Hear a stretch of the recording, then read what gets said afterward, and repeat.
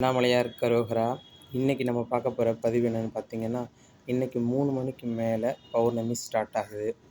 அவரவருடைய மனசுக்கு பிடிச்ச இறைவன்களாக இருந்தாலும் சரி, இல்லை நம்மளுக்கு சொல்லியிருக்காங்க என்னுடைய பிரச்சனைகள் இது தீரும், நான் இந்த கோவிலுக்கு தான் போக போகிறேன் அப்படின்னு நீங்கள் ஃபிக்ஸ் பண்ணியிருந்தாலும் சரி, அந்த ஆலயத்துக்கு போகும்பொழுது நீங்கள் என்ன பண்ணணும் அப்படின்னு கேட்டிங்கன்னா, ஏதாச்சும் ஒரு காரியம் முடிக்கணும் அப்படின்னு நினச்சிட்டு ரூ.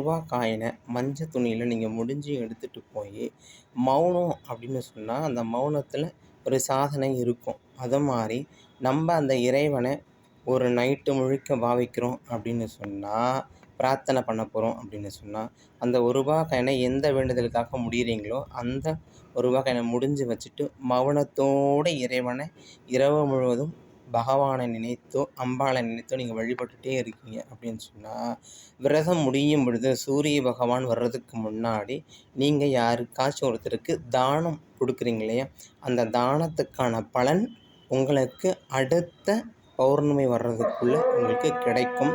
அதனால் சொல்கிறேன், தானம் பண்ணுங்க, மௌனத்தை கடைபிடித்து இறைவனை மனதார ஒருங்கி பிரார்த்தனை செய்தால் சகலமும் நடக்கும்.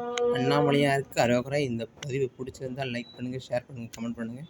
என்னுடைய சேனலை சப்ஸ்கிரைபர் பண்ணுங்கள்.